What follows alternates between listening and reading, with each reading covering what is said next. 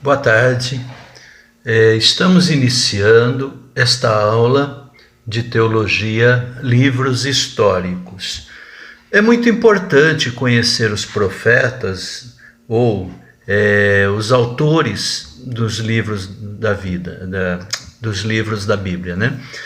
É importante conhecer cada livro, a função, em que época foi escrita, qual o objetivo e o que nos ensina hoje, né? No caso dos livros históricos, a primeira aula começa a falar para nós sobre a conquista da Palestina e a teocracia em Israel. Então, na página 9, nós já começamos a ter aí a introdução, dizendo que o povo hebreu, o povo de Deus, deixou assim, a nível de história, uma contribuição muito grande para a sociedade, para o mundo, para a humanidade, né? Os livros, eles foram escritos desde a época de Moisés, 3.500 anos, né?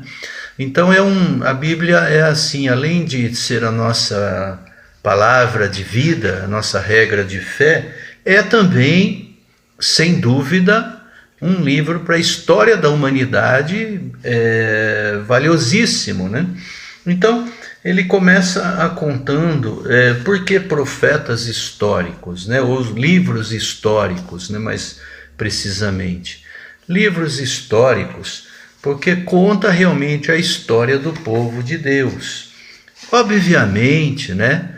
Deus não escreveu a Bíblia para falar para nós da história de toda a humanidade, de todas as nações, mas acaba falando muita coisa. Por quê?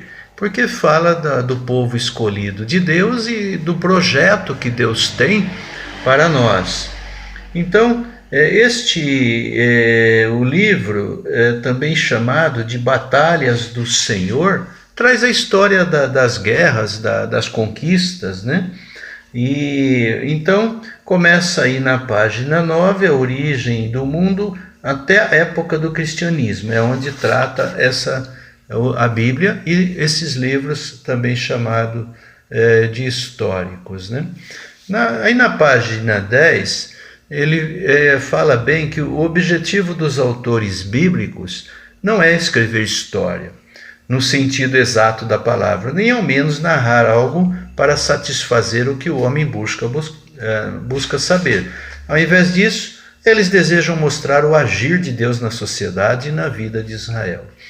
Aí ele começa a caminhar, fala sobre até aquelas inscrições cuneiformes que nós vimos, e fala de algumas ciências, como a paleontologia, sociologia, antropologia, arqueologia, entre outras, são ciências para mostrar a história do homem, né? Desde a fundação do mundo, e é óbvio que a ciência tem uma linha diferente da palavra de Deus, né?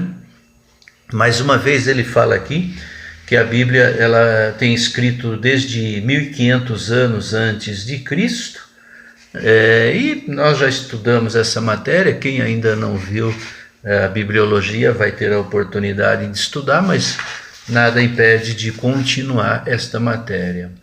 Aí fala que a Bíblia usa muitas metáforas, ele dá alguns exemplos na página 12 sobre o impedimento de alimentar de alguns animais, como medidas para evitar. Na verdade, ele está falando assim na página 12, né, lá no finalzinho, que por infecções, o que acontece? Deus havia mandado circuncidar o homem, dizendo ali que isso evita possíveis infecções para as mulheres, né? E eu estava falando sobre comer alguns animais, que nós já vimos isso, porque Deus também mandava evitar não comer alguns animais, porcos principalmente, porque sabia que causaria muito dano ao povo, já que não tinha tanto recurso de cozimento como nós temos hoje, né? Então, mais uma vez mostra o quê? Que Deus é sábio, tudo que Ele manda tem objetivo, né? Na página 13, ele começa a falar um pouco sobre o livro de Josué, escrito na península do Sinai. E aí ele já traz uma informação importante, né? Que Oséias era o nome de Josué. Então Josué não era Josué, era Oséias, e Moisés chama ele de Josué, né? Aí na página 14, ele fala que esse período da vida de Josué, ali no comando, né, para levar o povo do Egito até a terra prometida, depois que Moisés é morto, fala que dura 30 anos. E é interessante que Moisés ficou 40 anos no deserto, Josué também ficou 40 anos, né?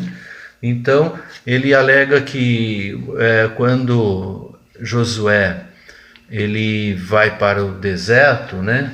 Ele fica 40 anos no deserto, ele tinha uns 40 quando começou lá a sair do Egito, depois ele vive mais uns 30 anos, que é quando ele entra na Terra Prometida, né?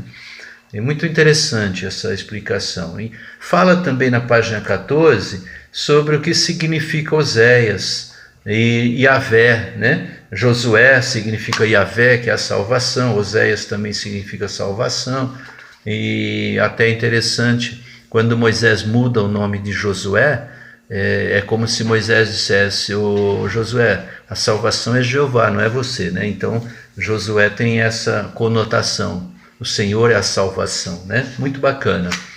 Lá na página 15 ele fala que provavelmente quem escreveu foi Finéias, e ele fala aí, é muito bacana isso, igreja, que lá no finalzinho da 15, por que Deus permitiu que se tomasse Canaã, né?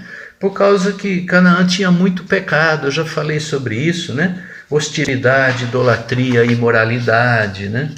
Então, por isso Deus se aborreceu com Canaã e tirou deles e deu ao povo de Deus. Na página 16, fala que Josué é um modelo de Cristo. Isso é bacana, porque a Bíblia tem muito isso na simbologia. José do Egito era um modelo de Jesus, né? E Josué também era um modelo. Outra coisa bacana aí na página 16, fala que antes Deus falava através de sonhos, visões, teofanias, né? E teofanias nós falamos, né, que é quando Deus se transforma ou usa uma forma de homem para aparecer, né? E aí ele fala que na época de Josué, Deus começou a chamar juízes.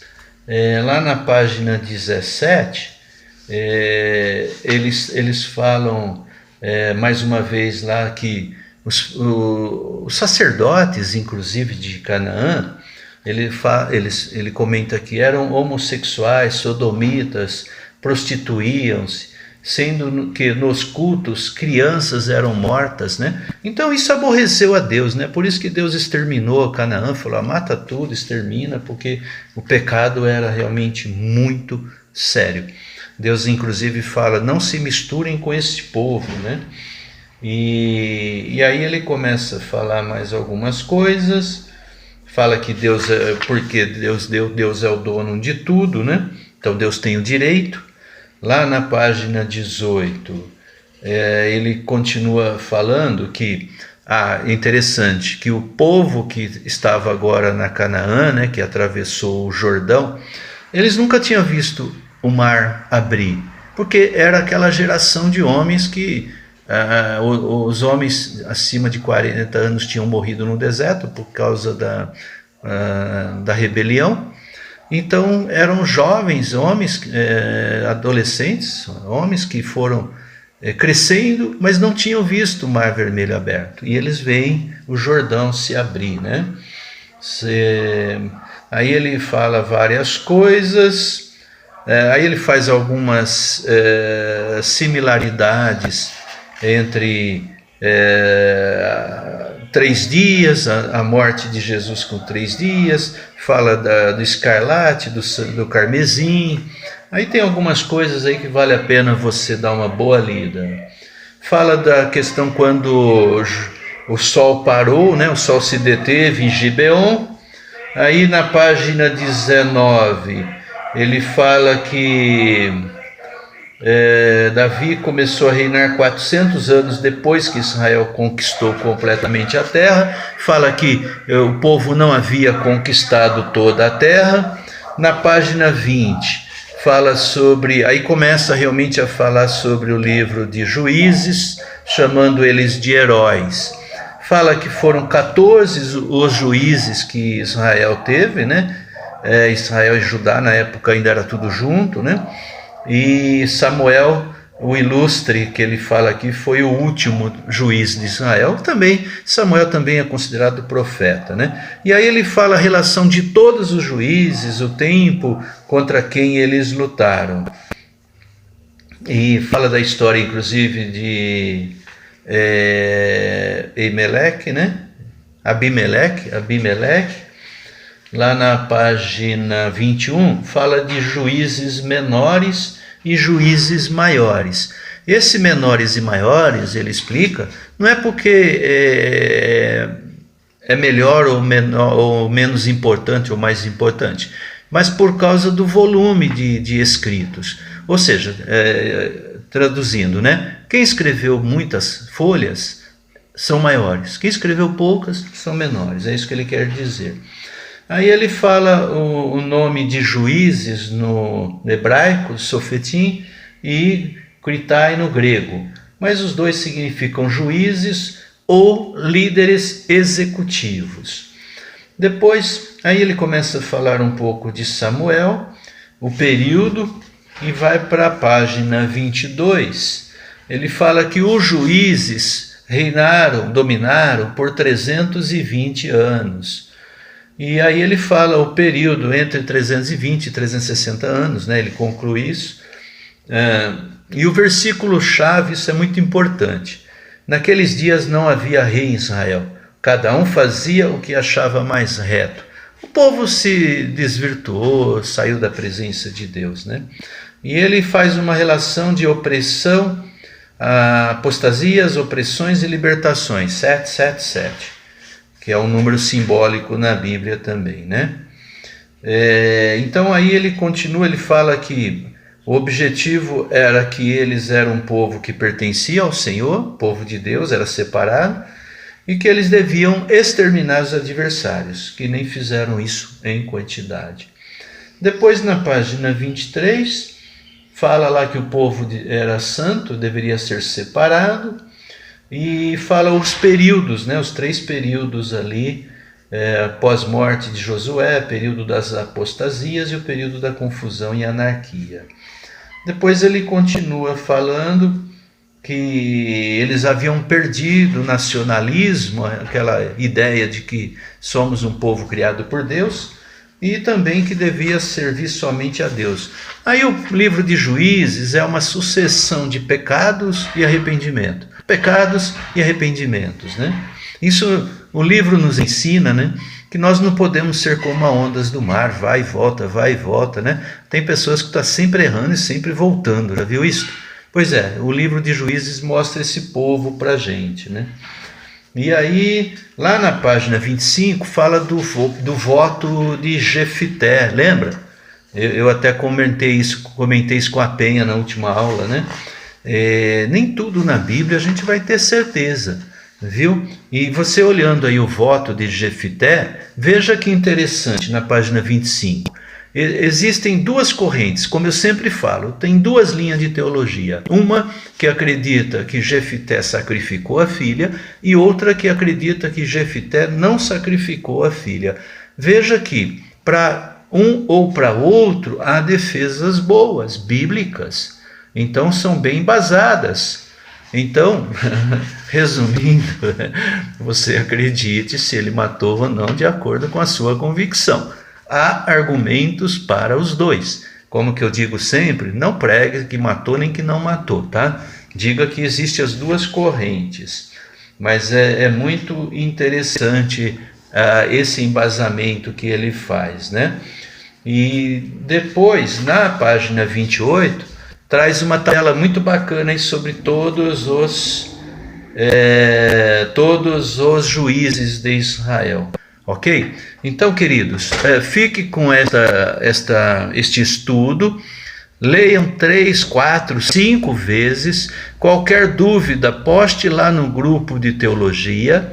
E primeira aula, você já tem bastante material para estudar. Nos vemos na segunda aula. Deus abençoe a todos em nome do Senhor Jesus. Amém.